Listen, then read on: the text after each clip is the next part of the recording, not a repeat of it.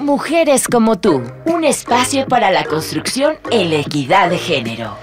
Poderme expresar como yo quiera, sin que nadie me juzgue. La mentalidad de mis amigos, porque pues la mayoría son muy machistas.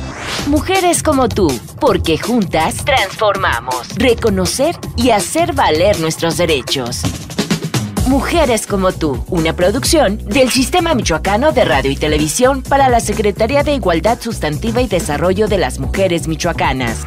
El carácter que tenemos para desarrollarnos en cualquier ámbito. Más equidad de género, protección o seguridad de la mujer. La indiferencia. Puede hacer las mismas cosas que el hombre. Hola, hola, ¿cómo están? Bienvenidas, bienvenidos y bienvenides a un episodio más de Mujeres como tú. El día de hoy estoy muy contenta porque por fin vamos a poder aterrizar uno de esos temas que abordamos en todos los episodios de Mujeres como tú, que es algo básico, que es algo primordial y que sin él no podríamos estar en esta lucha justo por la defensa de los derechos humanos. Hoy vamos a hablar de los derechos humanos con Elvia Higuera, subsecretaria de Derechos Humanos del Gobierno del Estado. ¿Cómo estás, Elvia? Hola, Penélope, querida. Muy bien, gracias, pues súper agradecida por esta maravillosa invitación que me haces. Además, con la posibilidad de llegar a un auditorio también maravilloso en todo el estado de Michoacán, que esperemos que nos escuchen. Ya también nos van a ver en redes sociales, pero súper contenta porque además creo que los medios de comunicación son un espacio extraordinario justamente para poder pues dialogar en torno a los avances que hemos tenido, los retos que todavía tenemos, pues sobre todo que las mujeres del estado de Michoacán sepan que desde el gobierno del estado de Michoacán estamos generando una serie de sinergias, de estrategias, de políticas públicas justamente para que todas las mujeres, las niñas, las adolescentes puedan tener garantizado, por un lado, el derecho a una vida libre de violencia, a una vida en dignidad, en libertad, en plenitud de derechos, pero también que estén inmersas en esta posibilidad de desarrollo, de crecimiento económico, de acceso a todo lo que un estado de bienestar tiene que darles. Entonces, bueno, pues yo encantada de poder estar contigo esta tarde calurosita. Ay, qué calor ha estado haciendo toda esta semana y la verdad es que estamos aquí soportando en pie de lucha. Justamente. Así es. Los traslados ahorita en la ciudad son horribles. Sí, es una locura. Sí. Fíjate que me gustaría empezar por el tema de los derechos humanos, cuando digamos que se institucionalizaron, iniciaron como los derechos del hombre. Eso no quería decir o no excluía a las mujeres que estaban, digamos, inmersas también en que podían gozar de algunos derechos nada más de los que estaban escritos ahí, ¿es cierto? Fíjate que es muy interesante, yo voy a hacer un análisis muy breve porque como es una materia que me apasiona, sí. Inclusive doy una materia sobre este tema en la Facultad de Derecho de la Universidad Michoacana, pero bueno, el antecedente más inmediato que tenemos acerca de la definición de derechos humanos, bueno, está la Edad Antigua, Grecia, con todo este bagaje maravilloso que construyó, viene el derecho natural, más sin embargo en las sociedades antiguas pues las mujeres no tenían derechos, estaban en una condición no de ciudadanas, pese a que los griegos crearon la definición de democracia, polis, ciudadanía, pues no era para todos y todas, únicamente para los hombres libres, con ciertos privilegios. La Edad Media no va a cambiar mucho esta tesitura. Va a haber un hecho que me parece muy importante porque además es un parteaguas en la historia de la humanidad. 1789, la Revolución Francesa, que bueno, nos deja como legado el derrocamiento de los estados absolutistas, las monarquías, donde el poder residía en un solo hombre, en una sola figura, además emanado de un dios. El poder ejecutivo, legislativo, judicial estaba en sus manos. Viene la Revolución Francesa que cambia el paradigma de lo que debería ser el Estado. Se crea la Declaración de los Derechos del Hombre y del Ciudadano, pero pues tampoco las mujeres entran en esta definición ni de ciudadanas ni de sujetas de derechos. Va a haber una voz muy bonita que a mí me encanta siempre contar la historia de Olympia de Gouges, que fue también una mujer que participó de manera muy activa en la Revolución Francesa. Las mujeres hacían estos clubs donde reunían pues a personajes importantes para obtener recursos económicos para financiar la revolución, comprarles armas a los revolucionarios, hacían las veces de espías, etcétera.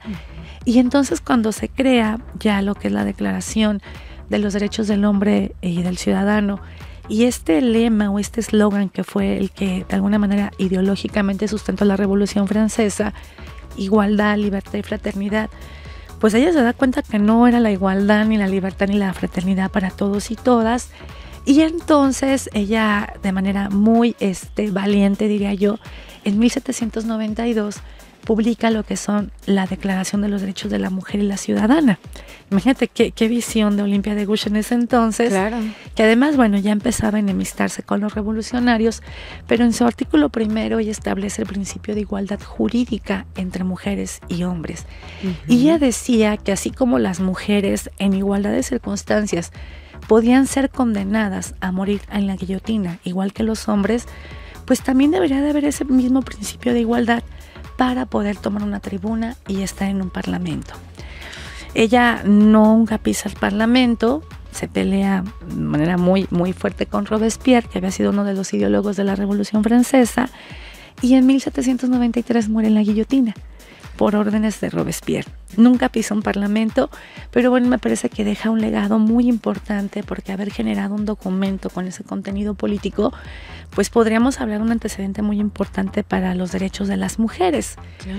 Viene 1948, veníamos de 1935, 1945, la Segunda Guerra Mundial, que fue, bueno, un momento catastrófico, yo digo profundamente doloroso para la humanidad, porque conforme fuimos develando lo que pasaba en los campos de concentración, estas muertes masivas a partir de una idea que hoy por demás sería muy absurda, que es esta idea de la supremacía de una raza por encima de las otras, que fue lo que sustentó ideológicamente el tema del nazismo como una corriente ideológica política desde el Estado, que legitimó toda una serie de barbaridades en contra de los judíos y otras razas.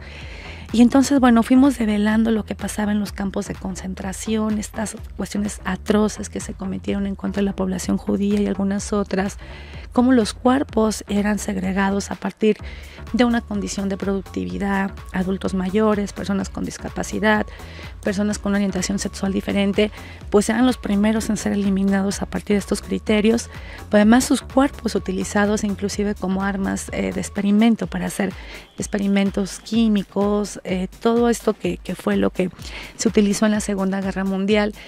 Y entonces, bueno, en 1945 culmina la Segunda Guerra Mundial, se crea Naciones Unidas y entonces en 1948 se emite la Declaración de los Derechos del Hombre, que es la Declaración Universal de los Derechos Humanos, que viene con este sesgo de que efectivamente quizá en ese momento no se pensó de esa manera, pero se crea a partir de un modelo de ser humano que iba a tener derechos, y bueno, es el modelo que responde como a este valor casi en todas las sociedades.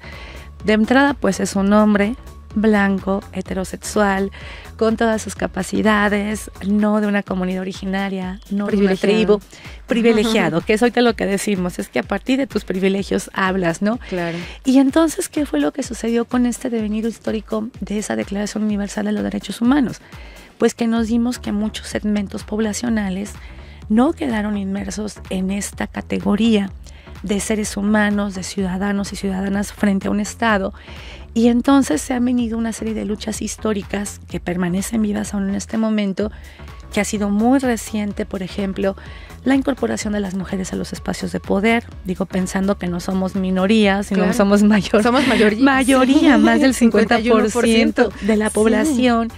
Las personas en condición de discapacidad, que también no es una minoría, las personas con una orientación sexual diferente, el tema de las personas de talla baja, las comunidades originarias, es decir, todos estos segmentos poblacionales que no quedaron en esta construcción de ciudadanía, pues han ido apropiándose del espacio público, han de alguna manera ir visibilizando sus necesidades, todo este espectro de la discriminación que han venido viviendo también de manera histórica, y es como han logrado incorporarse en una agenda de Estado a partir de un proceso de lucha. Yo por eso siempre digo que cuando hablamos de derechos humanos, pues no ha sido una concesión gratuita del Estado, es decir, es producto de una lucha. No se nos han otorgado, pues. Los hemos conquistado. Se han conquistado, pero además es una lucha viva, vigente, que es justamente lo que nos ha permitido también bajo el principio de progresividad, que es un principio que rige los derechos humanos, pues ir obteniendo más y más logros.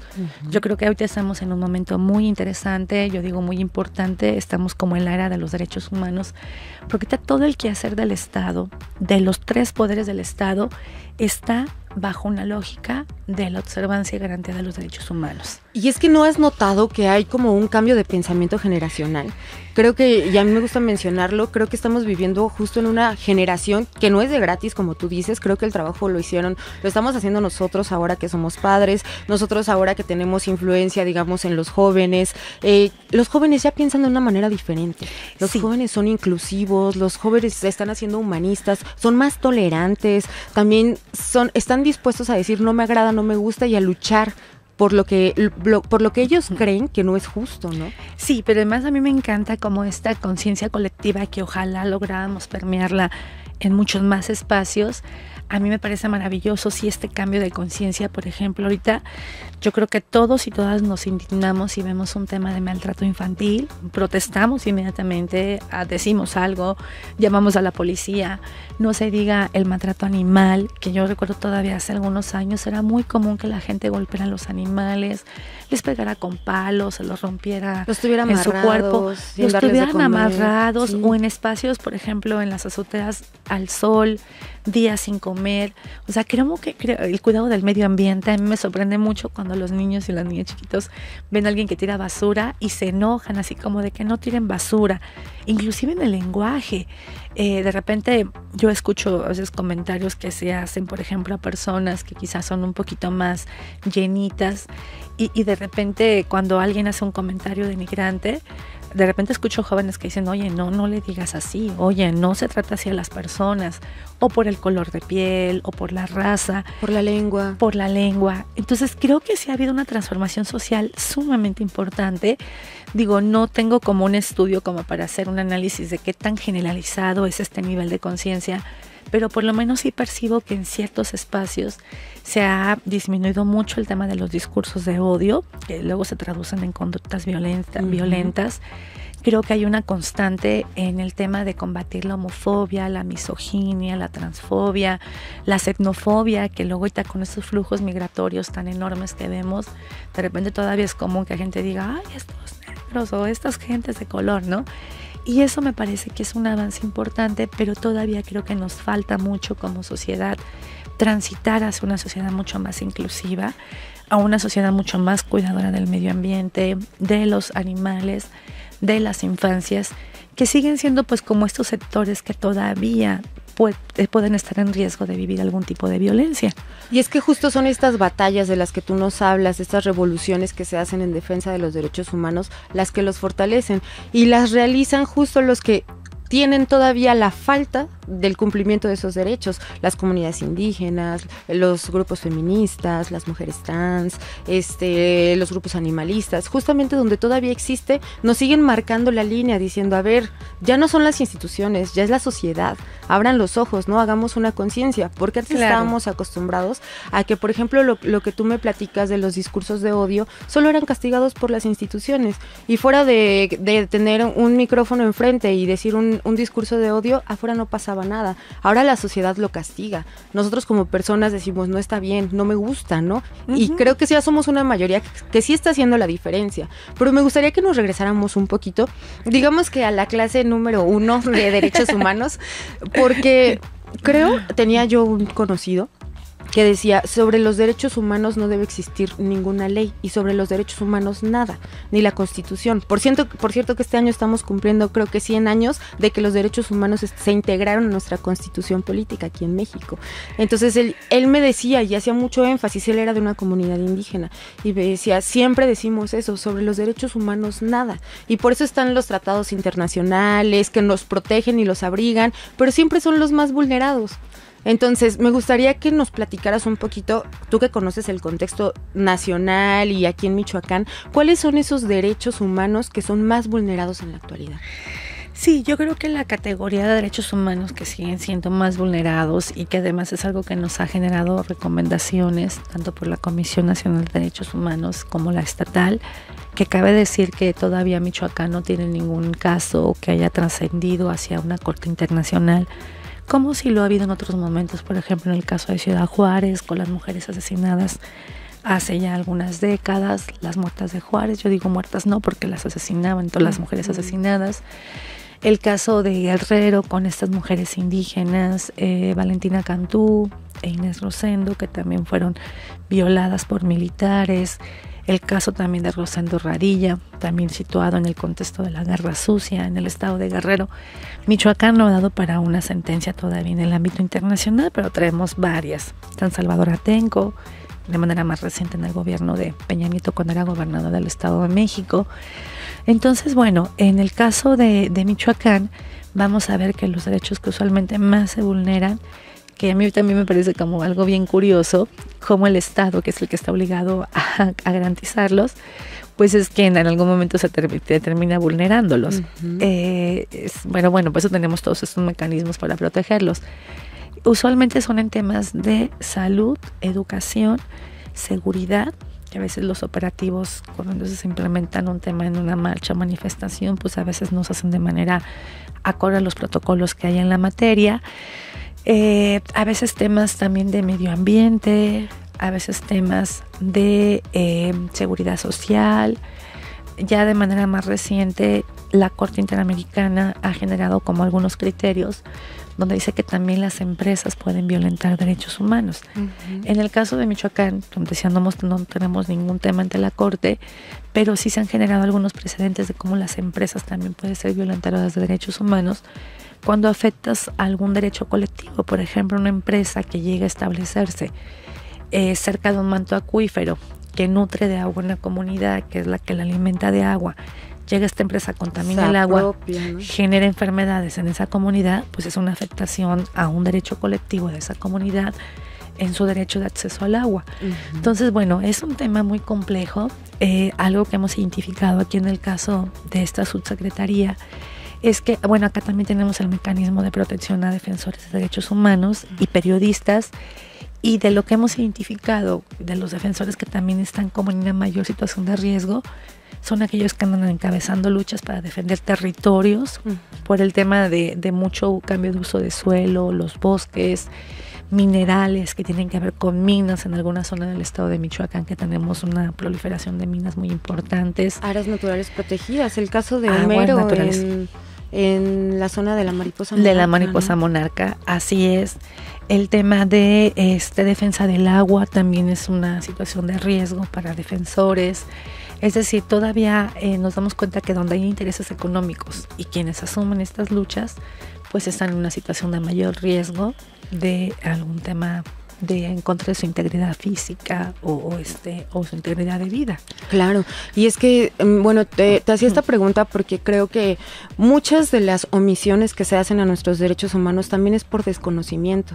Nosotros creemos y estamos tan acostumbrados a una dinámica, incluso hasta violenta todos los días, donde no nos damos cuenta que están coartando un derecho de vida, algo que es irrenunciable. Y por eso te decía, ¿cuáles son algunos como de los casos que se exhiben, que se exponen más aquí en el estado? Porque justo se trata de hacer conciencia y decir, eso no es normal, o sea, no es normal que me hagan esto, no es normal, y no nada más en temas de violencia, porque hay algunas cosas que son, o algunas acciones que son muy sutiles y que a veces no identificamos, ¿no? Por ejemplo, en el tema laboral, y a lo mejor aquí yo estoy mal, por eso te lo pregunto. Hay instituciones en las que aún, por ejemplo, para ingresar, o algunas empresas que te piden a las mujeres una prueba de embarazo, como si eso fuera como una condicionante para que realizaras o no realizaras bien tu trabajo, ¿no? Eso sería también una violación a tus derechos. A tu derecho laboral, pero también una forma de discriminación, porque te lo piden en atención a tu condición de ser mujer. Entonces, por esta condición de ser mujer, de que biológicamente las mujeres somos quienes reproducimos la especie humana, pues te piden una prueba de no embarazo, o te despiden después de que saben que estás embarazada. Entonces, es una forma de violencia a un derecho laboral, es una violación de un derecho laboral, y también es una forma de discriminación. También hay ocasiones que a personas, por ejemplo, que tienen evidentemente una orientación sexual gay, les piden la prueba de VIH-Sida para saber si no están contagiados, que también es una forma de violencia, también es una violación de un derecho humano, es una forma de discriminación, porque se parte de una estigmatización. O a veces cuando las personas trans llegan a pedir un empleo, de repente el empleador no se da cuenta en primer momento que es un hombre, o bueno, que fue un hombre que ahorita ya transitó por un cambio en su sexo biológico, o a lo mejor no lo transitó, nada más va vestido de mujer, y ya cuando identifican que fue hombre, en muchas ocasiones también se da un tema de despido, un tema de no aceptación, un tema de violencia por esa circunstancia. Entonces, sí todavía se presentan en términos sociales estas situaciones. Creo que una ventaja maravillosa es que hemos creado muchas instancias de apoyo, de acompañamiento. También tú lo decías muy bien, tenemos un marco normativo maravilloso como son los tratados y convenciones internacionales, que en el caso de México, a partir de la reforma de junio del 2011, tienen como un peso político y jurídico muy importante, porque antes pues había un desconocimiento total de la materia. Yo te puedo compartir que yo litigaba desde el 2001, más o menos 2002, y había un desconocimiento de los jueces acerca de CEDAW, Belén do Pará, la Convención de los Derechos de los Niños, la 169 de la OIT, es decir, un bagaje impresionante en cuanto a tratados internacionales que en muchas ocasiones eran más garantistas que las propias normas locales que tenemos o las federales. Y entonces no se aplicaban, no se invocaban. A partir de la reforma del 2011 se establece como una obligación de los 3 poderes del Estado, de los órganos autónomos, de los espacios educativos, es decir, de todo lo que implica el quehacer público, la observancia de los derechos humanos. Y eso nos ha permitido muchos avances importantes, sobre todo a través de una medida que son las acciones afirmativas, que son estas medidas forzadas que los estados tienen que implementar hasta en tanto no logres que algo se genere de manera natural. Es decir, la paridad, por ejemplo, responde a una acción afirmativa que está en CEDAW, que es esta convención maravillosa que se considera la Cartilla Universal de los Derechos Humanos de las Mujeres, uno de los tratados o una de las convenciones más firmadas y ratificadas por los países a nivel mundial. Y entonces ahí te genera CEDAW una serie de acciones que los estados tienen que hacer en materia de salud, educación, economía, desarrollo social, desarrollo en el ámbito rural, qué es lo que se tiene que hacer justamente para que las mujeres se disminuyan esas brechas de desigualdad. Y muchas de las acciones afirmativas que se han generado para forzar los cambios hasta en tanto se den de manera natural, claro, que se pueden llevar años, por eso hay que forzarlos, pues están consagrados en las convenciones internacionales. Entonces de ahí la riqueza, porque yo estoy convencida que lo que más ha transformado en el diseño de las reformas a los marcos normativos y a las políticas públicas han sido las convenciones internacionales y las sentencias que ha emitido la Corte Interamericana en contra del Estado mexicano. Oye, Elvia, ¿por qué de todas las instituciones que tú mencionas hay una que a mí me hace un poquito de ruido? Porque ellos dicen, nosotros no sancionamos.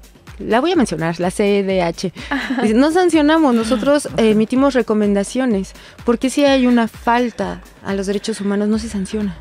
Fíjate que el diseño bajo el cual se crearon esos organismos fue como muy interesante. Efectivamente, no tienen como la forma de obligar a que una institución o gobierno acepte una recomendación. Usualmente se acepta por un término político o por un tema político. Es decir, si la Comisión Estatal de los Derechos Humanos te puede emitir una recomendación que dices, bueno, te recomiendo que hagas esto. Si quieres hacerlo bien, si no, pues obviamente no se te puede obligar, ¿verdad? Pero en el caso particular de Michoacán y en este gobierno, hemos aceptado todas las recomendaciones que nos han emitido, tanto la Comisión Nacional como la estatal.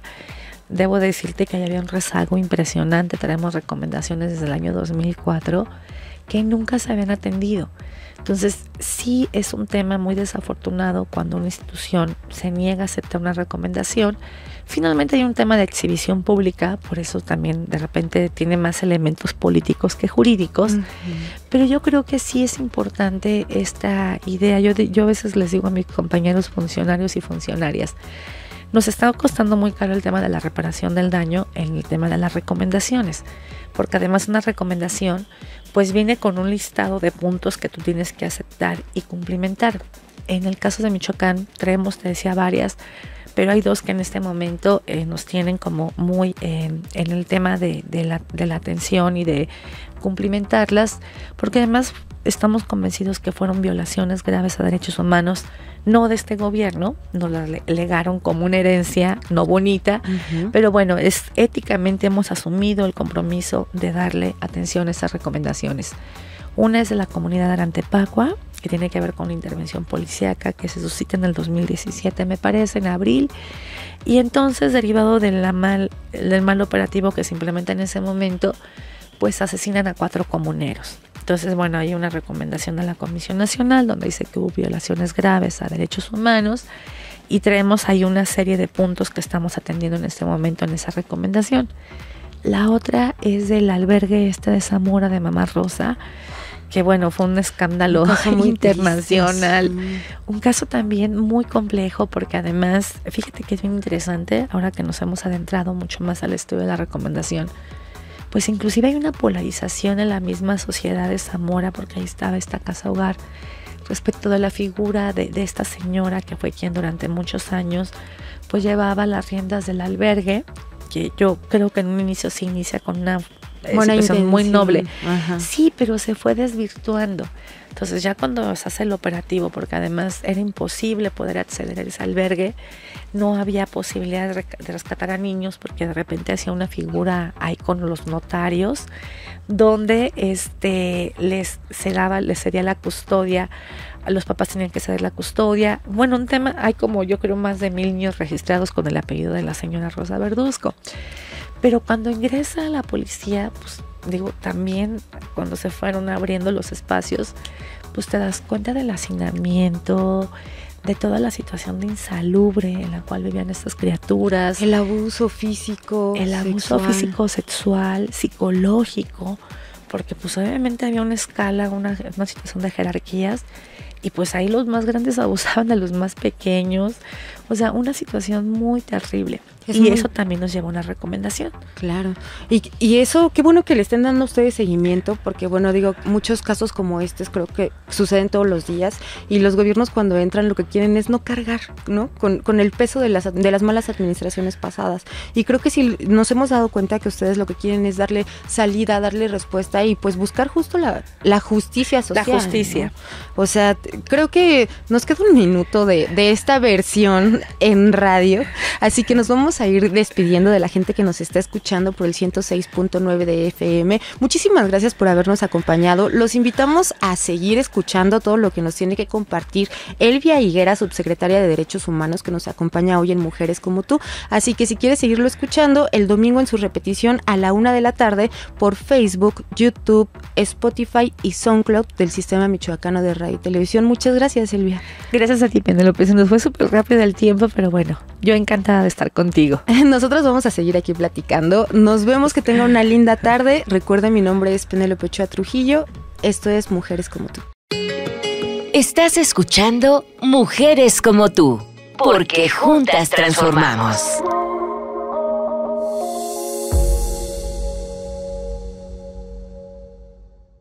Seguimos aquí platicando con Elvia Higuera de la Subsecretaría de Derechos Humanos del Gobierno del Estado de Michoacán, quien nos está platicando de algunos casos muy, muy fuertes que se han vivido incluso aquí en el Estado en violación de derechos humanos. Creo que de todos los casos en las violaciones de derechos humanos son muy fuertes, son muy dolorosos, lastiman, no nos lastiman ni siquiera de una manera personal, lastiman el tejido social, lastiman y van, digamos que dejando una huella que no sabemos qué tan profunda se puede volver en una sociedad. Vamos normalizando actos discriminatorios, actos racistas, actos violentos que van generando como un círculo vicioso de normalización. Y justo ese es el error más grave que habíamos tenido, el que habíamos hecho caso omiso de todas estas situaciones que pasan porque son incómodas, porque preferimos voltear hacia otro lado y hacer como que no pasa nada, ¿no? Y justo lo que estás diciendo, la fortaleza que tenemos ahora en el tema de que muchas instituciones en todos los niveles se estén involucrando, creo que nos hacen menos vulnerables a que nos sucedan estas cosas. Sí, y creo que también esto que decías, hay un nivel cada vez más grande de toma de conciencia, donde ya las personas también levantan la voz. Yo veo una sociedad civil muy empoderada. Si tú ves, por ejemplo, a familiares de víctimas de feminicidio, cómo salen a reclamar el tema de justicia, la detención de los feminicidas. En el caso de las madres buscadoras, que son estas mujeres que andan buscando al hijo, a la hija, al papá, al esposo, al hermano, porque además son mayormente mujeres las que andan en este proceso, pues yo las veo muy empoderadas en el sentido de salir a reclamar al Estado un tema de justicia, de acceso a la verdad, de reparación del daño. Es decir, los grupos de diversidad sexual también los veo ya mucho más empoderados, también ya están planteando la posibilidad de estar incorporados en los espacios políticos, de tomas de decisiones. Igual y pasa con las personas con discapacidad. Entonces me parece que ha sido como muy maravilloso este proceso, donde desde la colectividad se ha ido cambiando la agenda del Estado. Y te decía, a partir de la sociedad civil organizada, si pensáramos quién pone en la agenda internacional, por ejemplo, las mujeres asesinadas en Ciudad Juárez, pues son las madres de estas niñas. Digo, era algo increíble que en un estado que a partir de 1991 empieza a documentar muertes violentas de mujeres, porque no era solamente la privación de la vida, sino que dentro de ello entrañaba un tema de mucha violencia, tortura previa. Muchos de estos cuerpos se encontraban pues en condiciones muy desafortunadas, porque todos presentaban signos de violencia extrema, algunas o casi todas con quemaduras en muchas partes de su cuerpo, los genitales, algunas les arrancaban a morder los pezones, muchas con mordeduras en muchas partes de su cuerpo, el tema de los golpes, muchas morían por el estrangulamiento, y eran cuerpos que eran tirados como basura literalmente, porque además eran niñas de clase económica baja, casi todas trabajaban en las maquiladoras. Había una omisión terrible por parte de la Procuración de Justicia, porque todavía estaba esa creencia errónea de que tienes que dejar pasar un periodo de tiempo para iniciar una búsqueda, cuando justamente la sentencia de Campo Algodonero dice tienes que actuar con la debida diligencia, porque las primeras horas son cruciales. Claro, o sea, media hora, 1 hora, 2 horas, son 4 horas, son fundamentales para encontrarla con vida. Y así la niña, la adolescente, ande de fiesta, se haya enojado con los papás, esté con el novio, lo que sea. Esté vestida como quiera, a la hora que sea. Sí, tu obligación es encontrarla con vida. Esa es la función del Estado. Y entonces, si estas madres no se hubieran organizado, primero para hacer las búsquedas ellas mismas, porque cuando iban a reportar la desaparición de sus hijas, pues de repente les hacían comentarios, ay, sí, como son tantas las desaparecidas, ya no sabemos qué hacer. O cómo andaba, sí, ¿no? O dónde su hija, cuántas parejas sexuales ha tenido, o qué orientación sexual tiene.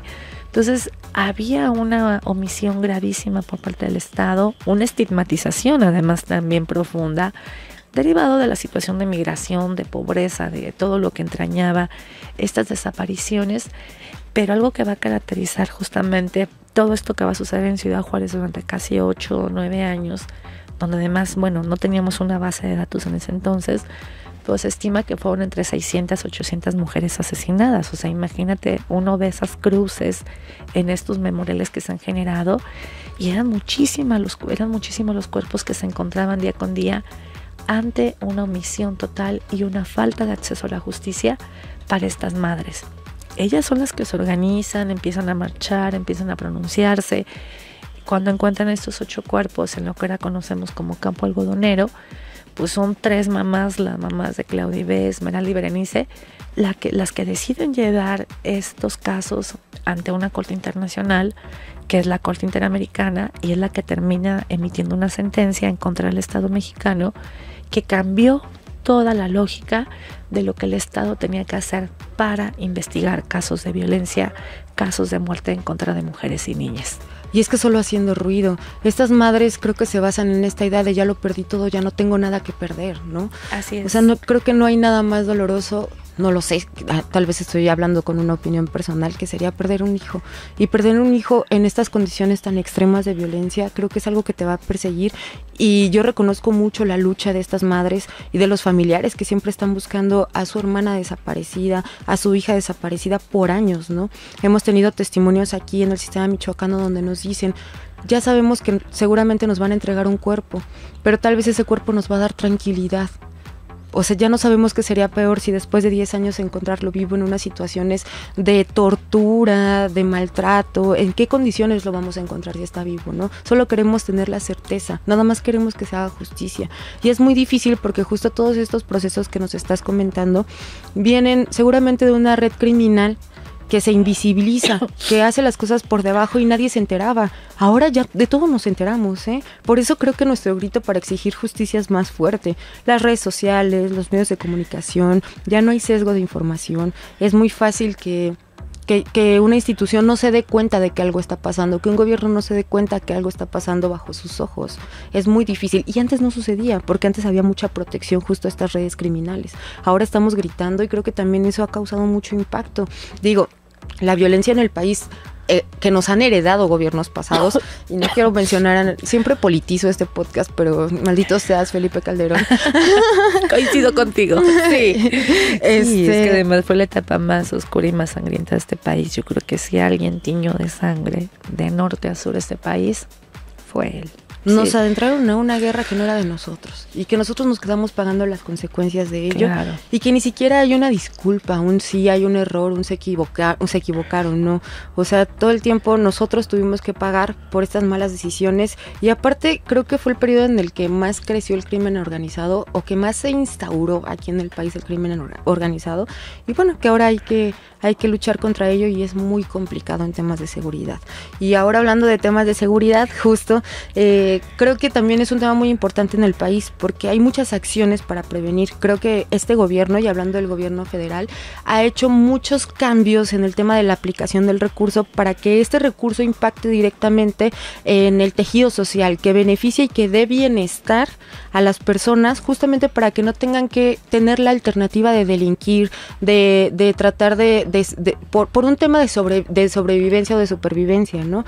El tema de que una persona no tenga trabajo y tenga que solventar la vida, no nada más de él, sino de sus hijos, de su esposa, de su mamá, de su familia, que tal vez eran condiciones que luego no nos ponemos a analizar, ¿no? El por qué las personas luego recurren a estas acciones, y en un momento de desesperación tal vez, y no es una justificación, simplemente que así sucede. Y creo que este gobierno se ha enfocado más en ese aspecto, ¿no? En poder brindarle oportunidades a la gente para que no se ven la necesidad de recurrir a esta otra alternativa, que es justamente la violencia, el crimen organizado, las drogas, hasta salir de ese círculo vicioso, ¿no?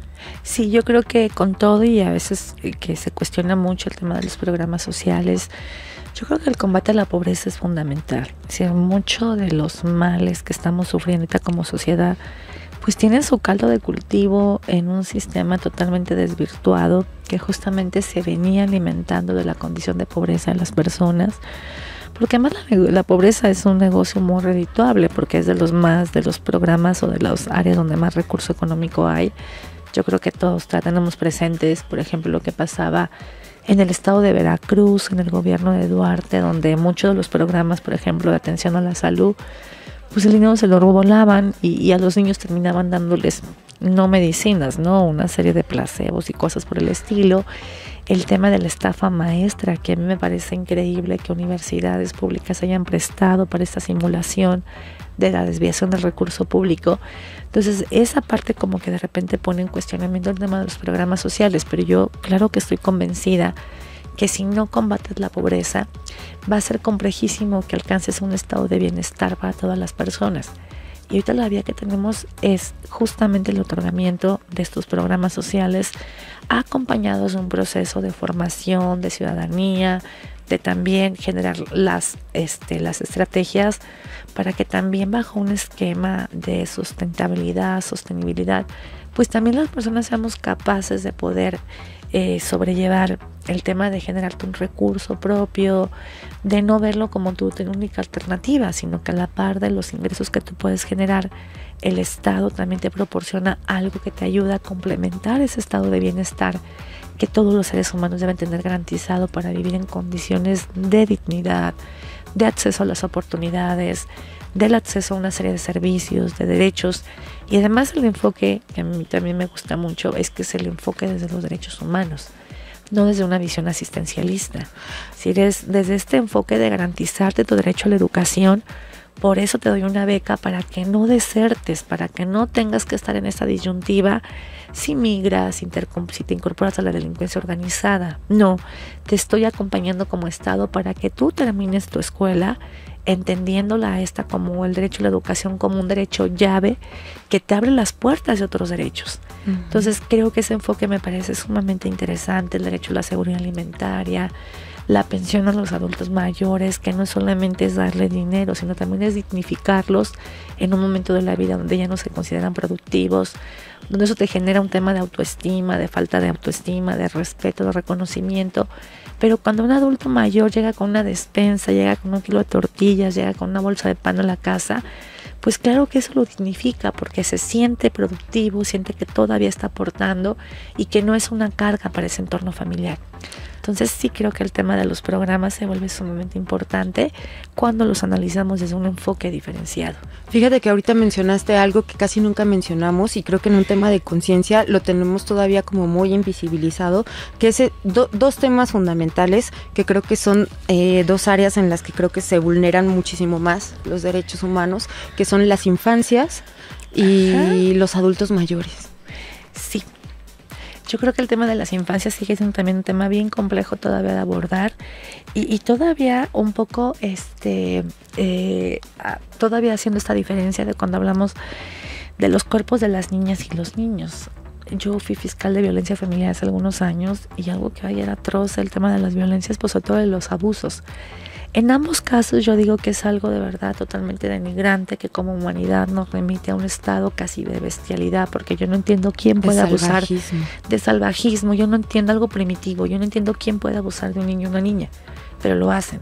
Muchos de los abusos se producen en casa, pero es todavía más alto hacia las niñas. Digo, tú eres psicóloga. El 90% de los abusos se dan por una persona, un familiar o una persona cercana a la familia. Sí, y sabes también algo que me da mucho coraje, Penélope, que son esas historias que además permanecen como en lo oculto en la familia, porque además las tías saben del tío abusador, del primo que toca a las niñas, saben del primo, pero regularmente se guarda silencio. Intentan como protegerlas, porque digo, a mí algo que me parece bien curioso, no curioso, sino todavía preocupante, es como todavía los cuerpos de las niñas ni siquiera en ese espacio están seguras, porque quienes somos mamás y tenemos una hija, digo, yo lo digo siempre con mucho respeto, pero yo no se la dejaría encargada a un primo, a un tío, o sea, jamás en la vida. Pasa, es muy extraño, pero pasa, aunque sean tus personas de confianza, creo que esta conciencia que hemos tenido que con cualquier persona puede pasar, nos hace como muy estar a la defensiva, ¿no? Sí, y digo, y no está bonito, porque no todos los hombres abusan, claro, no todos los hombres son violentos, pero hay como un aprendizaje colectivo en las mujeres que no sé si es por como nos educan también de niñas, donde sabemos que puede haber un riesgo, que una se vuelve igual y entonces no andas dejando a esa niña encargada con cualquier persona. O sea, hay como que nos volvemos muy, muy cuidadosas y entonces pues las niñas vamos aprendiendo que ni el espacio privado es seguro. Por eso de repente así muchos cuidados con las niñas, ¿no? De que no anden en ropita interior en la casa, que se sienten bien, que no se queden en espacio solo con niños, porque sabemos que algo puede pasar. Y creo que el tema de las infancias es uno de los grandes retos que tenemos, además de la trata, el trabajo infantil, que justamente comentábamos que ayer se conmemoró el Día en contra del trabajo infantil.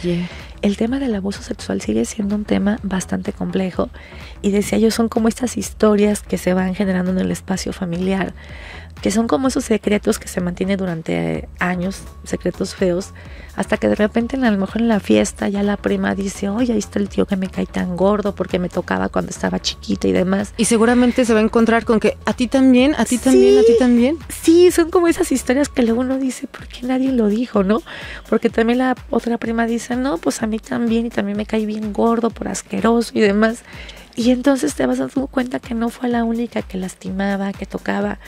Pero todo eso ante un silencio vergonzoso también de la familia. Porque bueno, también las familias no saben cómo actuar. Pero yo digo, hasta por un instinto así muy primitivo de conservación y de protección hacia los niños y las niñas, pues tú las rescatas del entorno, lo abres, lo dices, señalas ante la familia como una forma hasta de castigo social, de no vamos a dejar a los niños y las niñas con este tipo porque las toca, hace cosas feas, ¿no? Sí. Pero a veces ni siquiera a ese nivel llega el tema de la sanción. Entonces ya que pensar en una denuncia, ya que pensar en un procedimiento judicial, es súper complicado. Y ahora estamos hablando, digamos, de dinámicas que podemos tener comúnmente tanto aquí en un entorno urbano Y en un entorno rural creo que todavía se potencia más. Hablemos, por ejemplo, de las mujeres indígenas, las niñas indígenas.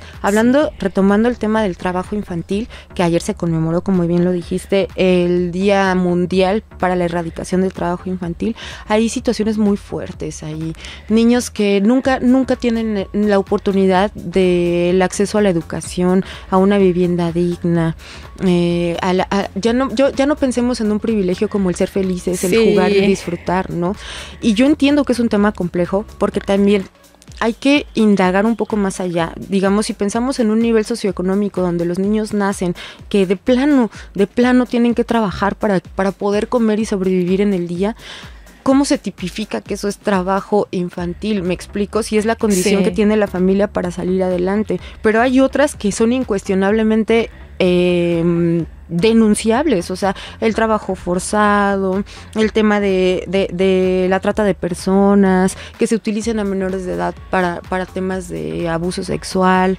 O sea, de verdad no hemos llegado a ese punto de conciencia donde, por ejemplo, un hombre está buscando a una trabajadora sexual y se da cuenta que es menor de edad, que es una niña, porque inician a veces muy chiquitas y de todas maneras no pone un límite, no pone un alto y dice no. Sí, yo creo que en el tema del trabajo infantil, híjole, pues todavía toda una serie de aspectos que considerar.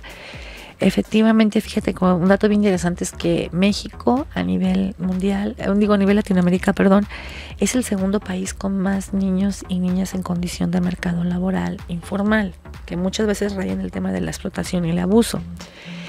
Usualmente donde más lo vamos a encontrar es en los campos agrícolas, esto que decía, las comunidades rurales, indígenas, las comunidades originarias. Y el gran problema es que también luego cómo logras equilibrar ese tema del ingreso, porque ya el trabajo que genera un niño o una niña se lleva a esa economía. Con eso te alcanza para comprar un litro de leche, un litro de huevo, un kilo de frijol, etcétera. Y entonces eso también genera que muchos niños deserten. A lo mejor hay como yo le escuchaba unos testimonios, ¿no?, de algunos compañeros que estábamos en un foro y decían, pues es que yo empecé a trabajar a los 11, 12 años, pero lo hice como una forma de aprendizaje, porque yo quería aprender a ser carpintero, ¿no? Entonces yo me metí de carpintero, sí me andaba cortando un dedo un día a la máquina, pero aprendí, ¿no? Sí.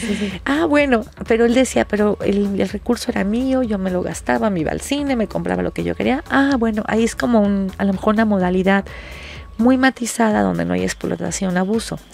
Pero hay otros que han transitado la experiencia del trabajo infantil bajo un esquema de explotación laboral donde los papás se quedan con el recurso, donde muchas veces son abusados por la gente adulta con la que trabaja, que no solamente es el abuso físico, emocional, sino muchas veces sexual, esto que comentabas, ¿no?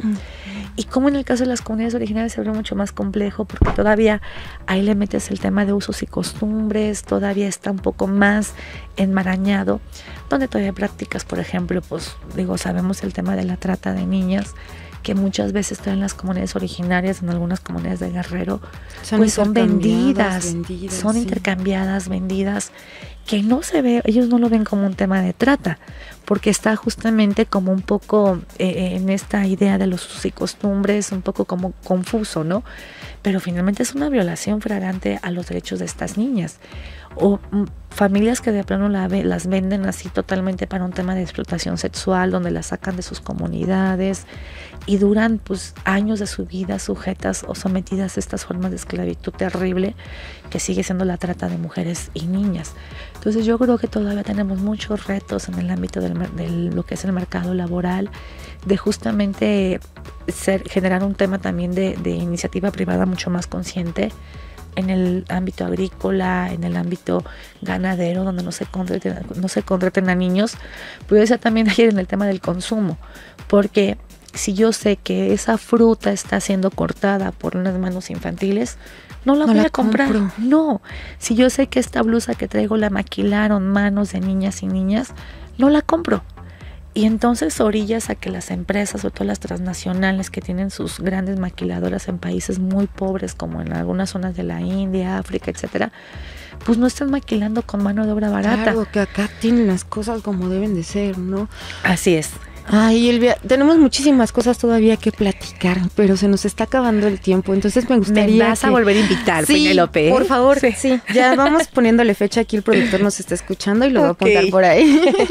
Genial. Sí, estaría padrísimo incluso que pudieras venir una vez al mes para poder actualizarnos en estos casos de derechos humanos, porque creo que es una base, creo que es la base primordial de este programa, ¿no? La defensa de los derechos humanos, obviamente enfocada en el tema de las mujeres, porque las mujeres nos ha costado un poco más de trabajo conquistar algunos espacios, pero aún así, o sea, los derechos humanos se aplican a todas, todos y todes, ¿eh? Así es. O sea, son irrenunciables. Y la otra es, yo siempre simplifico las cosas, tal vez porque soy psicóloga y me gustaría que entendiéramos que el tema de los derechos humanos sí es un tema que se deben abordar a partir de las instituciones, pero creo que también es un tema que es de todos, y creo que apropiarnos de eso es irnos a la base.